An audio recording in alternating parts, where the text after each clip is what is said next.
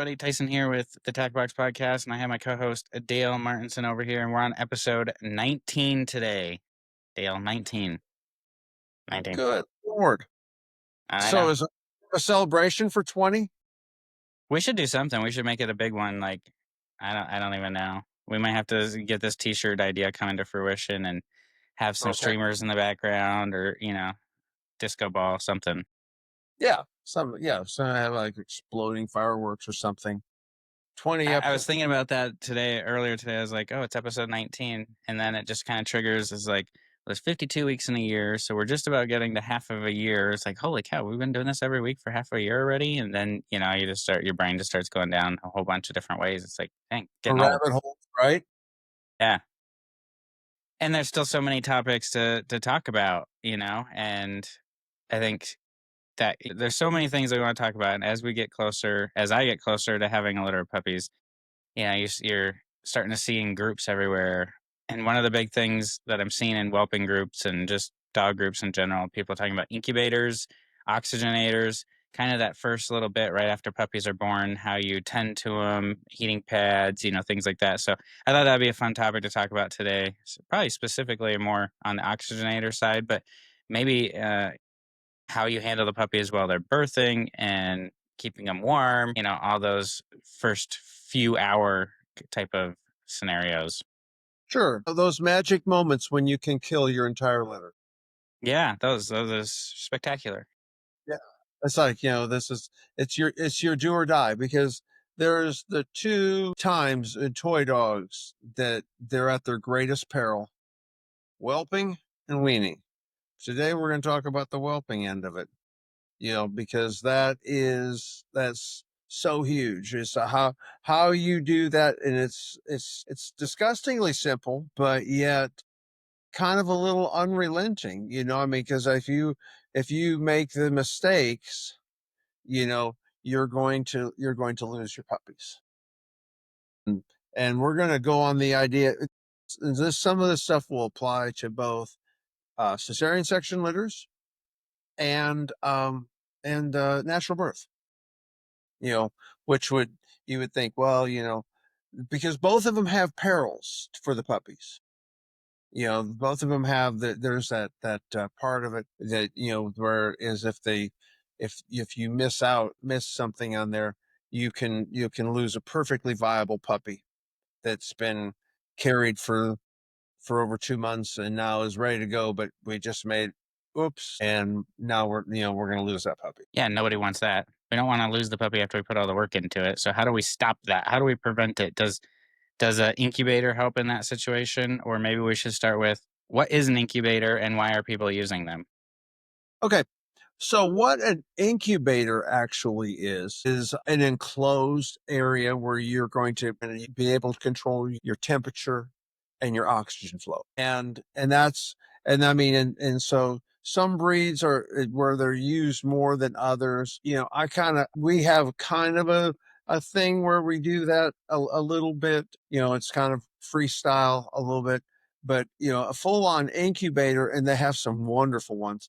A lot of the people with the bully breeds will use incubators because they don't leave the puppies so much with the mother. So they'll have this whole environment. The big thing I'm going to tell you about the incubator is you're going to have to really keep close eye on your temperature and airflow and the number of puppies, because the number of puppies is going to, and what they're, breathing, body temperature, they can rise it up. If you make a mistake with that, you can lose them on that. So an incubator is great. I'll show you what I use on one of my whelping and stuff. But what I use is a whelping box, a puppy box, and an oxygenator. That's how we whelp. Which is not as full on as an incubator, because we intend on those puppies going back with the mom pretty soon. Our breeds are stuff that they want their babies. But say for example, your bitch is in labor. She's going to start having her puppies. And we know that is that's triggered by that falling, the progesterone falling with the puppies and all that. And so we she's in labor, she's bearing down, our puppies are coming. So the two ways a puppy can arrive into this world, same as person. They can come breech, feet first, or they can come in head first. Head first, of course, always better because you can get the face cleared off quicker. From the time they are coming through, you have 5 minutes. They call it the golden window. And that's when you are going to do what you need to do to get that puppy breathing and getting it to change systems, because it's been breathing through its umbilical cord, and that is now, that's no more. We're cutting that, and now we've got to kickstart them into being to start breathing on their own, and with their heartbeat and all that. I mean, ideally, I'm sure a lot of times when puppies are born and the bag will break, and you'll hear them crying. There's a reason that the babies used to slap. Doctors used to slap the babies to make them cry, not just because it's fun. Um, they want to stimulate them into that deep breath. So that's really important. We want to get that head free. So like if they're, because like like I did a whelp this morning. I kind of thought if I had like been a little bit more camera ready, I could have maybe filmed some of that for it. But the you know, I mean, she had the baby, and it was like about 90% out, and she still had the umbilicus and the placenta there, and it's not the end of the world if you break the placenta off in the bitch. I mean, it's not horrible, and it does happen, but it sure is nice if you can get it in one fell swoop. And you like, all right, one puppy, one placenta, check, check. Okay. So I mean, my puppy's all but out, and I was able to take a paper towel and clear off its little head. Sometimes, if you're wanting to pull the placenta out, because the placenta and on the umbilical cord, you can get these little gloves. They're like a one size fits all, and they're kind of like grippy, and you can grab onto that cord, and you can pull it on up, and as it comes, you can pull a little more and pull a little more. These have like traction to them. I don't know if you can see them in there, and that, oh, you can go ahead and take that out. So you say, have you had this will be your first litter of toy puppies, right? Yep. Okay. So it's big dogs tend to have bigger everything, and it can tend to just like fall out, and that can happen too, which means everything comes out at once, and you just bust open that bag. I mean, some of those moms are really good about, like, I'll get that bag off in about 2 seconds. Some moms are like, oh, I'm gonna lick its feet and leave this dry cleaning sack of over his head while it suffocates. And like, oh, I'm cleaning its feet really good. Like puppies will, in the Godfather, when they put the bag over his head and just to suffocate. Yeah, got to get the head cleared out. Real important.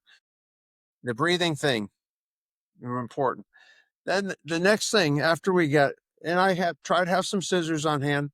I usually cut that umbilical cord 3/4 an inch away from it. Usually, usually it won't even bleed, but if you want to, you can tie it off the piece of yarn, like that thing. Then you break out your expressor bolt, and because we don't want there, I don't know. Have you seen on the internet or how they say you can swing the snot out of the puppies? I mean, that's pretty Right. old school, but It's way old school, but it's still being print. It's like they're going, you can just swing that puppy out. Well, that's just great until you like let it go flying across the room. And I'm not even sure it's especially good for them, to have like a little brain slosh of them going, I mean, but you can use these bad boys, and each nostril down the throat, clean out the snot. Now, fun fact, pro tip, When a puppy is born naturally, the going through the vulva and stuff will smash his little lungs down and will like empty him out a little bit. So the puppies that are born C-section are usually wetter, usually got more crap in their lungs than naturally born puppies. That's just part of it. That they're going to go ahead and that's why whenever you're going to do a C-section, and you can say, that some vets will have you help them or be in the room, and other vets will not. I always ask, may I resuscitate my puppies? Because the puppies being born cesarean section are under the influence of the anesthesia, which slows it down. You still got 5 minutes, but you got a little further to overcome. And this is where you can do, optimizing, their oxygen and all that can be a big thing. Have you seen a C-section yet? I have not.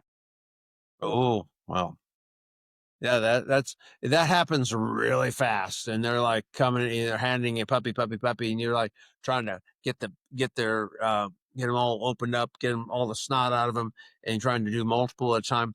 Some of those breeds will have big bunches of them, and they're doing it all at once.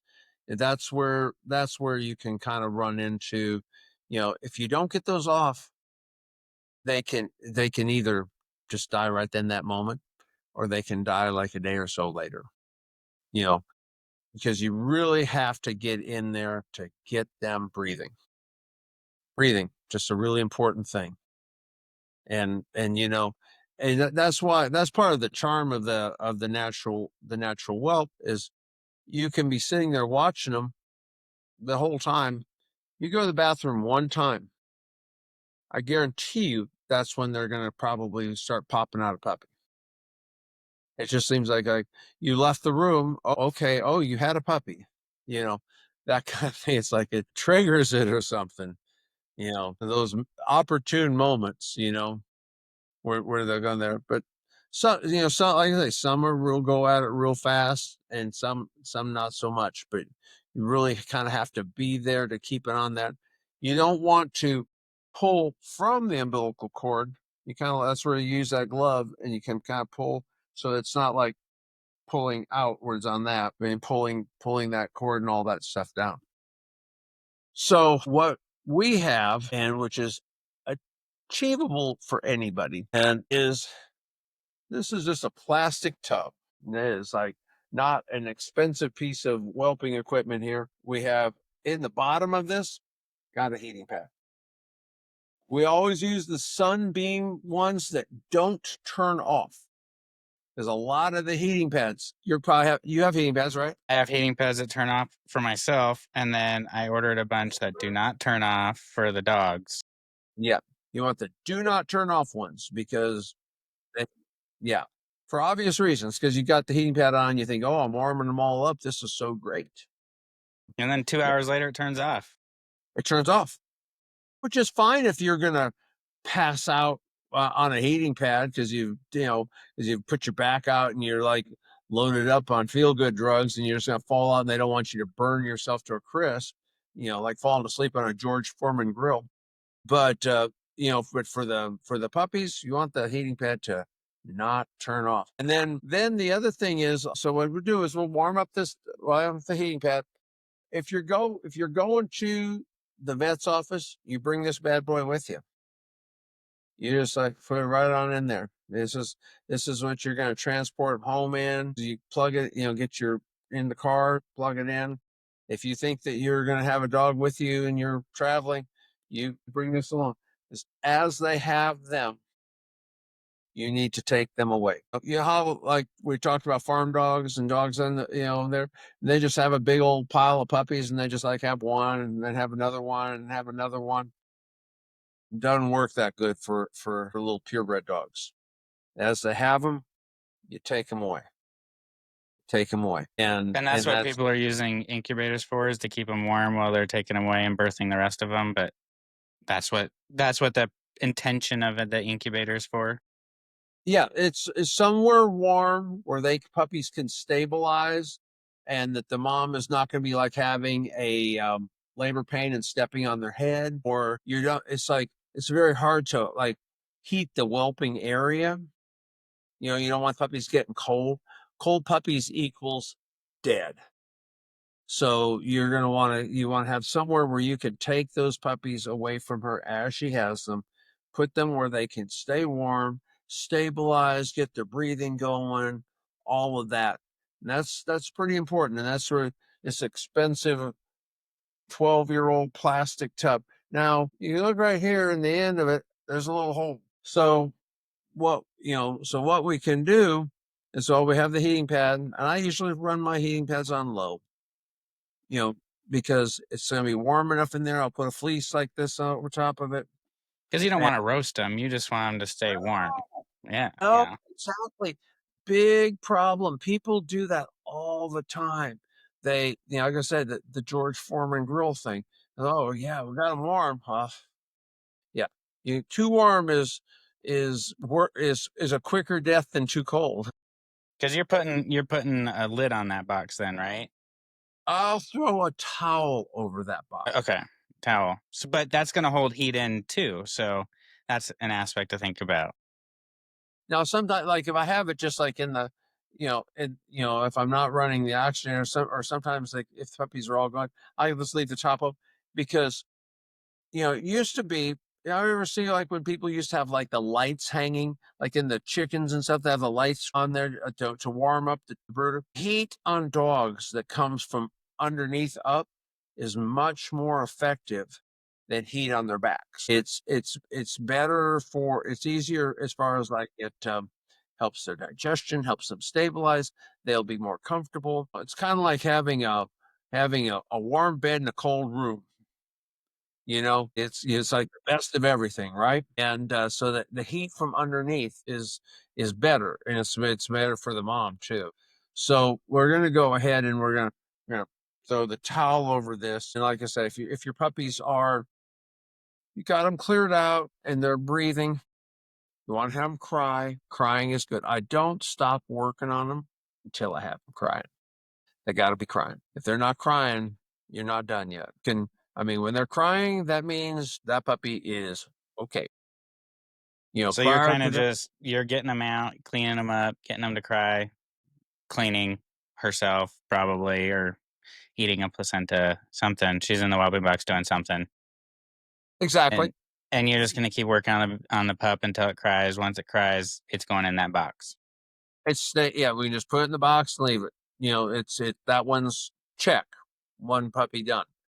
The so like this box would be my crude, cheap way of having like an incubator, Yeah, because I which see I see a lot of times like there's companies selling incubators and they're like $700 or $500 or it's like it's kind of like, do you really need to pay that much for a box that warms up? because this is so much better because, because, well, it's like $5 and, and, and if whatever, you don't need to have that much heat, and you can leave it. It's more goof proof because you're not going to cook them in it. You know, you've got a little bit in there.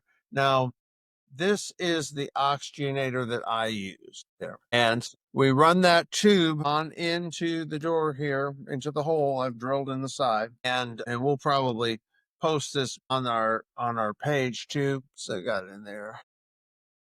Puppy warmer. Yep, the puppy warmer, a good oxygenator. So you can get that puppy going. You got them going on the towel, you're working them. You're scruffing them a little bit and scrubbing them up, trying pinching their toes a little. You can take that tube or a little mask, but I just usually just stick the tube in their mouth. And I'm working on while that is blowing oxygen into the puppy. And I'm working it, working it, working it, working it. You know, they will come around a lot faster with oxygen than not. Do you have to have oxygen? No, you don't have to have oxygen. You can do it without it. It's okay, but if you're having a puppy that has an issue, you definitely want to have that. That's definitely gonna make the difference. It's one of those little times where you can put your finger on the scales of fate, like you're carrying the sea turtle to the water and giving him a little shove, you know, where you can up the odds of that puppy catching on. And those puppies need a place to stabilize, get their breathing right, get their temperature right. You're going to also notice that the puppies are going to go, if you have a puppy that is on its side, bad. You want to keep working with them until they right themselves, until they're up on their chests and they're like bouncing their heads around, and they're gonna pass their little plugs and all that in the box, all of that, you know. But the big thing is, mom is in like no position to take care of them. She's not great for them right now. She's got other things on her mind, and I think it also kind of slows her role when she's taking care of the babies while she should be having them. She's going to not be as attuned as to getting them done, and so that can kind of slow things up.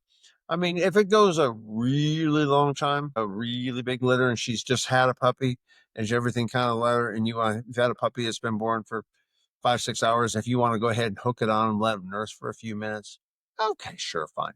But you know, then put them back in the box. Have let them sit 6 hours, 7 hours in the box before I put them in with the moms. That's fine.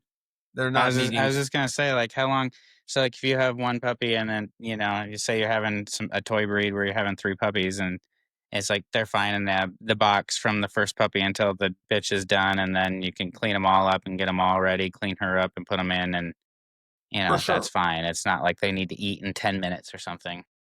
Yeah, absolutely, for sure.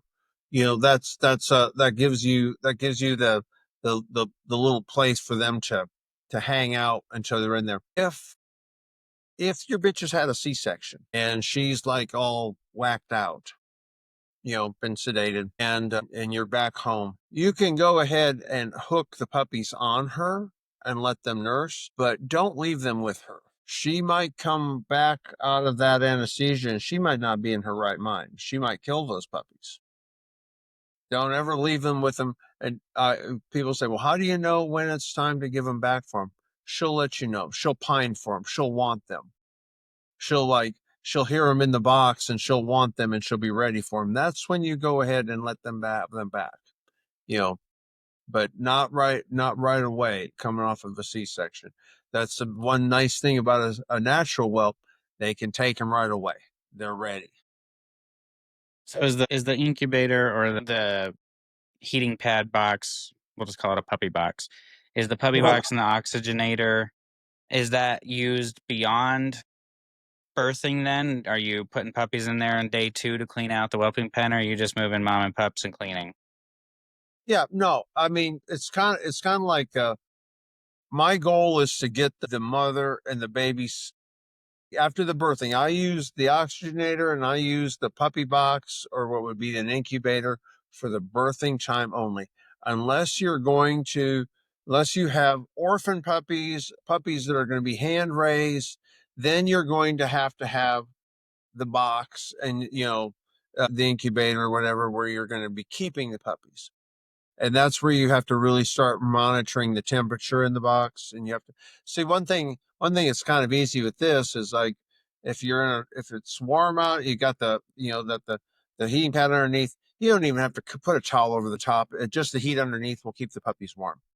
So all puppies born can go ahead and have they can have the canine herpes virus, and it's the warmth of the box and that they're going to go ahead and keep them in, and that's going to be for like the first 3 days. They're going to need to be somewhere in that box is going to need to have heat somewhere in that 95 to 100 degrees. That's where those puppies are going to get past that point where they can get the herpes virus. So what I do is I have my plastic whelping box, and I have those rugs that I get from Walmart, those welcome mats. And because if you can't put mom on one of these little fleecy things with the babies. I know it's so cute though. It'd be a photo op. except she'll roll them up like burritos and they'll suffocate. And you go in there and go, what happened? You know, so you want to be sure to get them on just a piece of carpet, a mat, something where she can't roll them up. And then I put one part of the underneath will have heat in there, and then the next part will have, so you can see in here I've got a Cavalier mom in there, and she's on the rug. The heating pad is under the right hand side. The mom is going to stay away from the heat because she doesn't want to be too hot. Puppies will stay to the warmer side, so that gives everybody, doesn't do you any good to have it that warm if your mom won't stay with the babies because she's too hot. So you have to have a warmer spot and a cooler spot for them to go ahead and have. And I'll do that heating pad under half of the box. And that How gives long do you her, do that then? How long do you keep the heating pad in the whelping box? I usually, I'll keep heat available for my puppies on some point for about 7, 8 weeks. Okay. I have some where they have access to it underneath, I mean, because just as kind of you know, So do you a own part, stock in like heating pads, sunbeam heating pads? You should. yeah, get online, find them, kind that don't turn off. Um, they come in a couple of different sizes. Like these smaller ones are good for in the puppy box, but then they have a larger one that is a little longer, and that one will go all the way across the box, but half width, half without. After 4 to 7 days, the box temperature can drop down like between 90 to 95. Week two is going to be somewhere 85 to 90.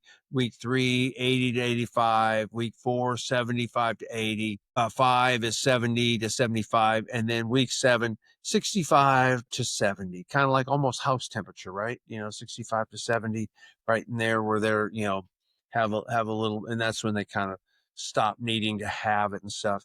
You know, we, and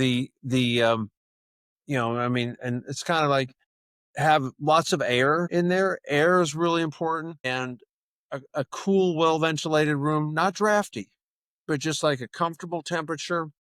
It kind of makes for a nice thing because sometimes people go, "Oh, we've got puppies, so we should like crank the heat up in there," and it's like, no, not good. And as soon as those puppies start getting much past week three, instead of that rug, you still have the rug down, but you can go ahead and put a fleece down over top of that rug, and that fleece will absorb the urine from the puppies. Because they're going to just start putting out more and more and more and more output. Where that rug will start to get damp with the urine, which is then they can get ammonia. And as people say, well, the puppy caught a cold, had upper respiratory. That's usually because they're breathing too much ammonia from whatever they're on and stuff. So you want to keep that dry. And once they start, and it depends a lot, the breed, the number of puppies, and all that. But if you have a big bunch of puppies in that box, you might need to change that fleece twice a day, 3 times a day, just so however often it needs is kind of pull it in, pull it out, spread out. Usually after, like I say, after 21 days, they stop in with that incessant need of digging them up and rolling everything up, and the digging that stops. They kind of move beyond that. You got a spot figured out to do your litter in? Yep. I got a spot all figured out. I stocked up on I don't know. I tend to go big or go home. So it's like Right. when I ordered heating pads on Amazon that don't turn off, as like they're like $5 or something. So I was like, yeah, just throw 10 of them in there. So it's like I got a stockpile of heating pads, and you never know when one of those cheap things goes out. And then, it's like I got the whelping box all ready to go, some vet fleece, and I've been looking at those, trying to figure out which welcome mats you have. I've been looking at that. And then, so I don't know. I feel pretty ready, but I wanted to kind of figure out, the oxygenator side of it and whether or not I want to. pull the trigger on something like that because it's like you look at it and if you go to the puppy warmer website and you look at their oxygenator, they got two different models. One's a pro, one's a not, but it's like $750. So then it's like $750 to put, what is the purpose? What is the point? And then you have your spouse asking, "What are we spending $750 on for? Why does the puppies need oxygen? Can't they breathe?" And so then you're trying to, sit there and like, okay, well, it sounds like crap until you lose a puppy that could have been saved with oxygen. Well, and I mean, so I mean, I have whelped decades without oxygen before. I have done lots without. So I mean, is it an is does you do you have to have it? No, you do not have to have it. And especially if you are a little bit more diligent on your expressor bulb and getting him breathing good and all that. And you know I mean it's great. It's all I mean, you don't have to have it. You can get by without it. You might even find something used on there. I mean, and there's all different kinds of stuff. I've had friends that have even used like oxygenators from people's stuff, like so you can pick that kind of stuff up. you know Granddad had COPD, rest in peace, but I got his oxygenator. I mean, that kind of thing. It all works, right? I mean, Well, you can and make. and, and you gotta realize, like, and this isn't to crap on puppy warmer or anything, but they're a brand marketing to animals. And it's like the oxygenator is putting out the same oxygen that a human oxygenator would put out. And you can go on Amazon and just look up oxygenators, and you can find oxygenators for $200 to $500. So it's like you make that conscious decision yourself. Now the puppy warmer one does look nice. I mean, aesthetically, it's probably one of the nicer ones out there. Got it. Bathroom. I mean, it looks good. I mean, Yeah. And when you get some of the other ones, they look like little, just it looks like you're in the hospital. It, sure. you know, And it up like it's Starship Enterprise. You yeah, know, there you go. Yeah, I mean, it's nice for sure. I mean, and there's, but you can make the other ones absolutely work just fine. And what that oxygen does is it will give a little boost to those puppies that are a little bit weaker. It'll I guess most vets will have one, and whoever is resuscitating puppies, that's just a darn nice thing to have around. You can go ahead and you're bringing puppies back around. You're working on a puppy, throw the other puppies in the box and run the hose in there. I mean, it's great. I mean, just to keep them from having that oxygen deprivation that will lead for them to fail, and that kind of thing. I mean, but you don't, like I said, don't have to have it. I mean, it's nice. It's probably a goal. Keep your eyes open. You can make other things like other oxygenators work. And like I say, if you have friends, because I mean, if people like going, hey, 2, 3 people can maybe go in partner like a timeshare on their oxygenator, right? It's like I'm gonna do a litter, I'm gonna do a litter. So I mean, but they are like I say, they are nice. They are good to have. I've had incubators before. I've never just really used the incubators enough because my goal is always to get the puppies with their mothers. I don't do a lot of bottle raising from the get go. You know, getting them situated with mom, getting them in the box. You know, and then having them, that where they can. I think puppies, I don't like to see them getting too hot. You know, and it's funny because when you'll sit there and you have that heating pad, you know, in that box, and usually the first week or so I'll have it on medium, and then like by the time they're in like 4 weeks, I'll have it just on low in one corner of it. So, and there will be times and they'll like get over there and camp out on it, but a lot of times they're not. And if you have your mom and the puppies together, there's a little elbow, they're warming each other up too, right? So all of that. One thing that's kind of helpful um, is like if you have, especially if you have a coated dog, a dog with hair, um, it is helpful to strip their coats off, clip them short to be doing with the puppies. They're going to be more they're going to be more aware of the touch of the puppies on their skin, less likely to roll over on them and stretch them. I don't know, that kind of thing. They can actually have what they call hog rails, pig rails. I think in that picture I have with my little Cavalier, you can see the wooden dowels in there because she had a big litter of puppies, and it's like you wouldn't want her to accidentally scrunch one. And Chin are pretty aware because the little dowel across there. So if Oh, she's yeah. back, that they could get underneath that and not have mom wide load it and smash them flat. The bigger the breed, the bigger the possibility of them doing that. They'll just fall asleep and roll over on and crush them. So with a long hair breed like Chin, do you shave the whole dog or do you just shave like their belly and their rear end? Minimum belly, rear end, kind of prefer to just shave the whole dog. Just because it's easier. It's easier to keep them clean. After they've had puppies, they're going to lose all of that hair anyway, pretty much. Like it's going to shed down to zip. So you can either take care of it all one shot and zap it up with your shop vac, or you can be picking it up out of your house for the next, 6 weeks. Your call, you know. Yeah, well, But either it, I mean the shop bag idea sounds a little bit better in my opinion. I mean, you know, get, and they do. Like I said, I feel like they don't get as hot. They say it. They gather them up a little bit more. It's a little easier for the puppies to get through to the nipples and stuff.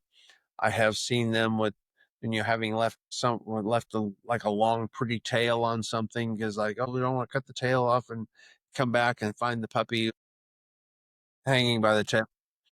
Not good. Don't do that. You know, anything that can wrap around them can wrap around them. Well, and I So mean the goal really is to have healthy babies and I mean a mom healthy when she has the babies and to have healthy babies. Like it's not about the looks at this point, like exactly, yeah, exactly. you want to set everybody up for success as much as possible.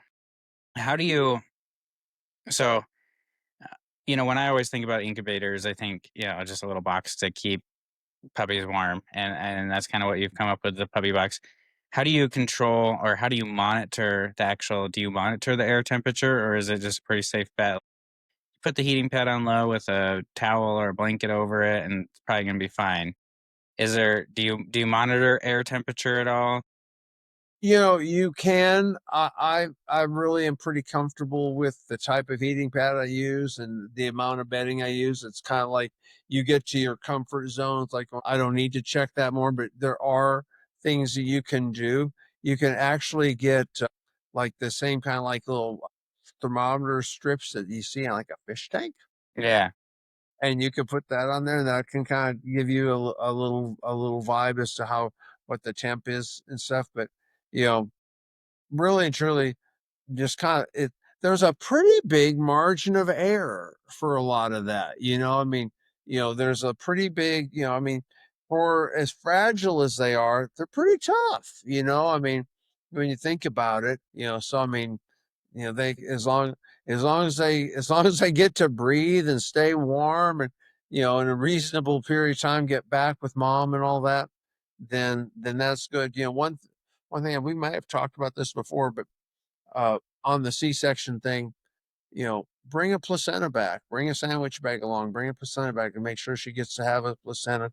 I mean, it's not imperative that they eat all of them, but if they'll eat a couple of them, it's a big plus towards natural oxytocin, which of course contracts the uterus, brings in milk, all of that. And one way on the natural ones that you'll know that they're done is like you go ahead and crack a can of dog food there and they start snarfing it down. That's They're probably not. Now, of course, There are always those exceptions to every rule that would probably snack in between puppies, but most of those moms, they won't. They're while they're in active labor, they're not going to eat by Now, and is there large. anything wrong if they have 4 puppies that they eat all 4 placentas, or do you wanna limit how many they eat at all, or is it just let them have it? If they want them, that's fine. They'll probably puke one or two of them up. I mean, they're kind of like you're carrying on a, but yeah, it's like, if they two, three of them easy, I haven't had the explosive puking much, and you get five, six of them in there, and that might be a bit much. They might go ahead and you might get to revisit that. Um, but having that in there, I say I don't heat my whelping box because I don't leave the puppies in it. You know, that's just to whelp in. It's not where they're. I'm putting. It's not the box. I guess you really have three different boxes. I have the whelping box that they're being born in, and that we're cleaning. And I use a kiddie pool, just a really small pool, and you can use whatever you want. But I use the pool, and then I take a fitted sheet and I drop that around the edge of it, and then throw a couple of towels in there for them to go ahead and nest in, and I put an X pen around it. That's how I that's my whelping area. And then as puppies are born, I put them in the puppy box with the heating pad, oxygenator maybe going in there. After I get them going, that's where they're hanging out. And then I have a third box, which is going to have the carpet square, the heat under one part, and that when she's done, I'm going to move her and the babies into box number three. That's how I do it. And that's one thing you can learn a lot. There's a lot of different ways people can do this. Some it depends on your breed, on your temperature and where you are, all of that kind of stuff. What where you're gonna have them, where you're gonna situate that mom and those babies. I mean, you may end up like wanting to whelp her somewhere where you can keep an eye on her, like drop the pool in the living room where everyone's watching as you're walking back and forth. But by the time she's got the babies, you might want to move her in an X pen with a smaller box in your bedroom where it's quiet and she can like relax and doesn't have the other dogs won't be bothering her and all that. And it's like not as crucial that you have like full on like we want that whelping to happen where you're going to be, where you're going to really see them. Yeah, some people use cameras and that kind of stuff. That's pretty cool too. How much does like, the environment matter where you live? So say, like, in South Dakota, where right now it's, 90 degrees with 90% humidity, and, when we're talking about oxygenator and getting the puppies oxygen, how does the environment differ from maybe like when you're in Arizona and there's like zero humidity versus 90% humidity? Is it harder for the puppies when they're being born in one of those environments to pick up breathing to where an oxygenator would be more beneficial in a dry versus a humid environment? I think humidity is never a friend to raising dogs. Humidity is humidity. It's harder to breathe in humidity. It's, you know, it's hard. It's easier for them to. It's easier for airborne stuff. It's more. So, you know, like if I in a like in my puppy room where I have my babies, I have two dehumidifiers going 24/7. And I mean, because it's you want to keep it cool and dry and well circulated, you know easy air to breathe in, you know so that's kind of a good rule of thumb. If it's easy for you to breathe, it's easy for them to breathe.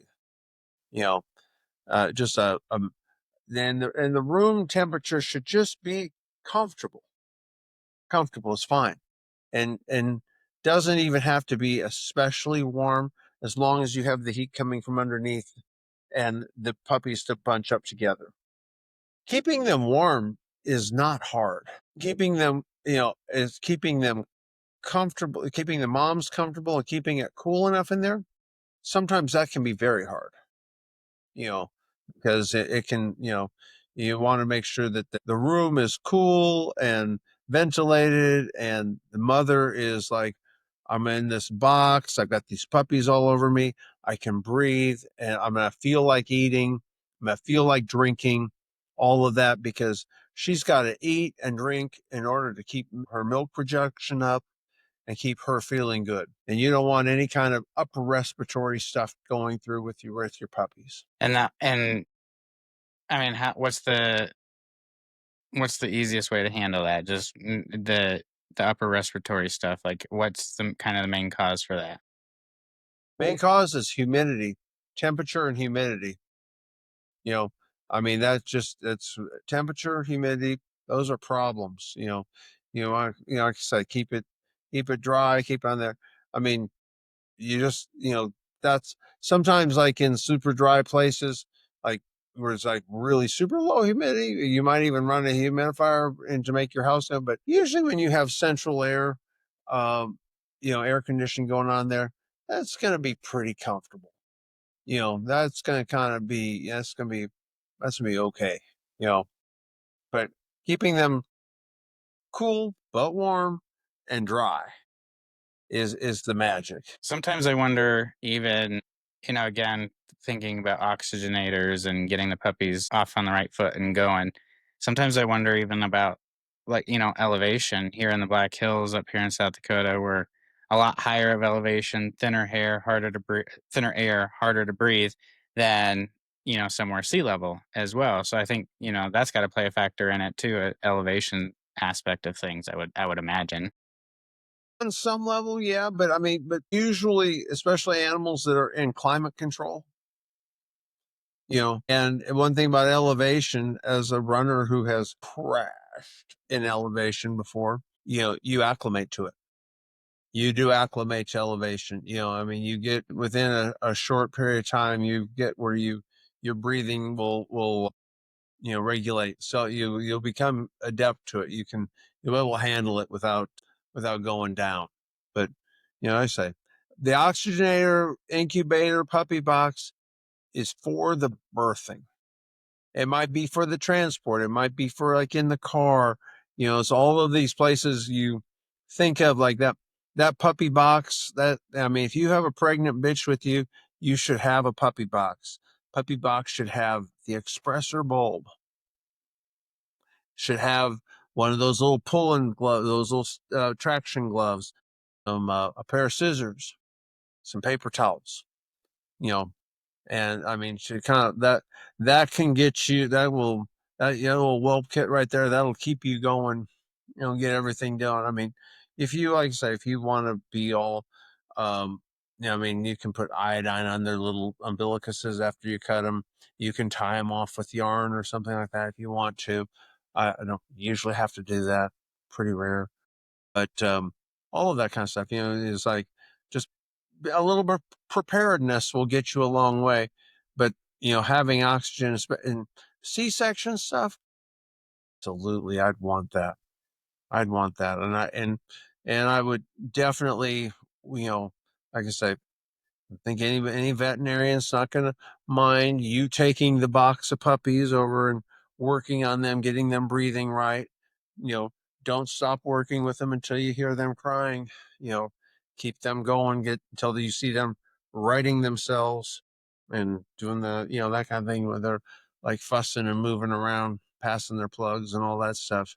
You know, that's when you can start concentrating on the next one. But if you have a bunch of puppies, that's sometimes where you need two people, someone to watch the mom, someone to be tending to the puppies. I mean, after you get good at it, you can multitask a bit. And you might come back in and find them all cleaned up and just wonderful. And it might be just great. Or you might come in and find puppies stuck out of your bitch and everything might be dead. You know, Yeah, that's let's what, let's not let's not go that route. yeah, I mean, that's what we want to avoid, you Yeah, know. harsh Yeah. But reality hits you on that one. yeah, preparedness. Yeah, I mean, if you're prepared for it, you are going to have minimal losses. You know, But that's the whole purpose of the podcast and the whole purpose of the conversations is to help people be prepared and to throw scenarios out there and things that going into a litter that I'm thinking about and trying to prepare for and be ready for. And it's just going to set everybody up with success. And I'm sure there's people listening now that are like, I have this incubator and I would never whelp another litter without an incubator. And I'm sure there's some people sitting there thinking I put a heating pad in the bottom of a shoebox and put a towel over it and it's fine. Or I use oxygenators and I don't. And, I think all of that's fantastic, but it was a great conversation to have. And I'm sure the comments will be fun, and we hope you do leave comments on whether or not you use them, and if you have any good tips and tricks with them as well. absolutely, absolutely. I think that, and like I say, like what you were talking about with, using the non-doggy ones, sure, absolutely. Why not? If you can pick one up on marketplace, why not? Go for it. I mean, Yeah, you cut a might as well. corner. They're the same thing. They're the same thing. They just one Yeah, puts a sticker same on thing. it. Yeah. Yeah, All right. I think that'll wrap us up for this one. I think we talked about incubators and oxygenators enough to get to where people can make a decision on, whether they think they should spend the money on an incubator or they can make something like you have with your puppy box, whether or not they want an oxygenator. I think we kind of came to the conclusion that they're beneficial to have. Now it's just, do you want to find a human one on Amazon for $300 or do you want, a puppy marketed one for $700-800? That's up to you. And let us know what you decide in the comments down below. Don't forget to subscribe to our channel. We're coming up on our 20th episode. And so we're excited about that. We have some, we're kind of wrapping up some of the summer show season, getting ready for fall and whelping and all the things. So we're heading into August here at this point. So sounds crazy. I'm thinking we're going to have like a webcam with your litter, so we can all kind of So, work this together. yeah, so I was thinking, I don't know if I want to live stream the whelping itself, but maybe once they're born, I don't know. We could live stream it too. I mean, Ah, but that'd be we could there. we could definitely put, like a live stream up for of the mom and puppies, and we can just live stream it for a couple hours a day or something all the time, 24/7. Who knows? I mean, we can figure something out. I think people would think it'd be fun to watch. That's the giraffe, wasn't that April? The giraffe that they had the camera on her, and people were like logging in to watch to see if when the baby was born and all that. Yeah. I think it would be kind of fun, as a smaller breeder to be able to do that and people can log in on the website and watch puppies and then they can kind of if they pick out a puppy and they're going to purchase it or whatever and then they can kind of watch it grow and see all the things and I really think just that's log in from work and not work is really kind of what the goal is, you know, just log in from your work computer and watch it and there you go.